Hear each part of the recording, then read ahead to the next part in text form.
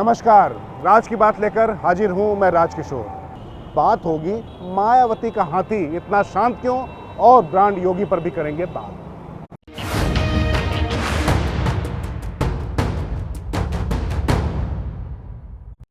ये मेरे पीछे आप लखनऊ के अंबेडकर उद्यान में खड़े हुए कुछ हाथी देख रहे हैं। इसको देख के आपको बहुत कुछ याद आ गया होगा। जब मायावती उत्तर प्रदेश की मुख्यमंत्री हुआ करती थी, उस समय इन पत्थरों को लेकर, इन हाथियों को लेकर चुनाव के समय भी इनकी काफ़ी चर्चा हुई थी। लेकिन फिलहाल ये बिल्कुल शांत, निष्प्राण और मौन खड़े हुए हैं। लेकिन इन हाथियों के मौन से किसी को दिक्कत नहीं है। वो मायावती जिनका सबसे कमिटेड वोट बैंक है, वो उत्तर प्रदेश में क्यों इतनी मौन है?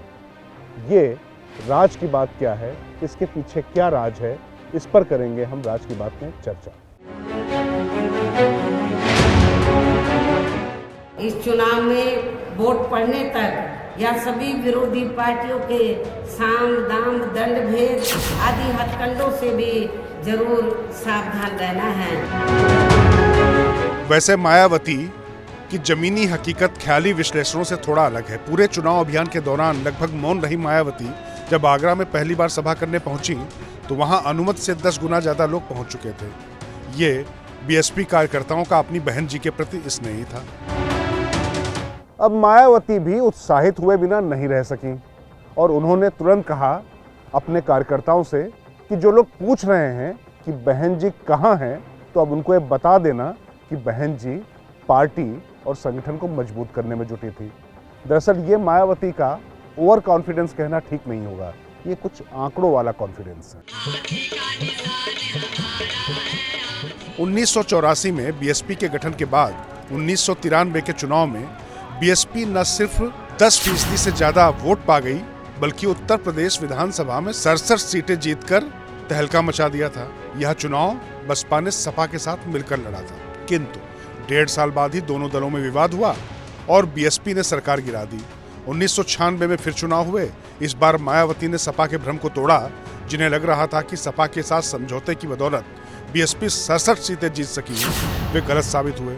मायावती ने न सिर्फ अपना वोट बैंक बढ़ाकर 19.6% तक पहुंचाया, बल्कि एक बार फिर से 67 सीटें जीतने में कामयाब रहीं। इसके बाद से मायावती ने पीछे मुड़कर नहीं देखा। 2002 के विधानसभा चुनाव में बीएसपी 23.06% वोट पाकर 98 सीटें जीतने में कामयाब रही और भाजपा और राष्ट्रीय लोकदल की मदद से मुख्यमंत्री भी बनी। विवादों के चलते मायावती 5 साल मुख्यमंत्री तो नहीं रह पाई, किंतु उनके समर्थकों को बहुमत न दिला पाने की टीस बनी रही। 2007 में मायावती ने अनूठी सोशल इंजीनियरिंग के साथ में दलित, अति पिछड़ा और ब्राह्मणों और मुस्लिमों का वोट लेकर 30% से ज्यादा वोट लेकर पूर्ण बहुमत की सरकार लंबे अरसे बाद उत्तर प्रदेश में बनाई। 2012 में उनका ग्राफ गिरा, लेकिन वोट प्रतिशत सिर्फ 5% गिरा। इसके बाद भी वो 80 सीटों पर सिमट गई। भले ही 2017 में भी वोट प्रतिशत उनका गिरा और 23% से कुछ कम वोट उन्हें मिला, सीटें 19 तक ही आ गई, लेकिन वोट प्रतिशत उनका 20% से ऊपर ही रहा। अब क्यों मौन है, ये बड़ा सवाल विश्लेषकों के लिए।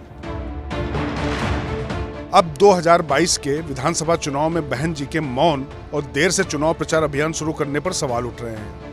बीएसपी के कार्यकर्ताओं का मानना है कि परिणाम चौंकाने वाले होंगे। पिछले चुनाव में सपा और कांग्रेस मिलकर मैदान में थे, इसके बावजूद मायावती को 22.23% वोट मिल गए थे। इस चुनाव में ये दोनों अलग अलग हैं।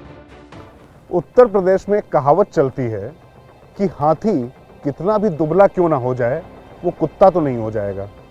तो मायावती का हाथी कि चलेगा चाल तो अपनी, लेकिन वो जहां जमकर बैठता है बैठ जाता है। और ये बात मैं नहीं कह रहा हूं, बीएसपी के जो चिंतक हैं उनका ये कहना है कि जिस तरीके से 2007 की केमिस्ट्री के साथ में मायावती ने टिकट बांटे हैं, यदि वो 2 से 3% मतदान भी अपने पक्ष में बढ़ा ले जाती हैं, तो सत्ता की चाबी उनके हाथ में है।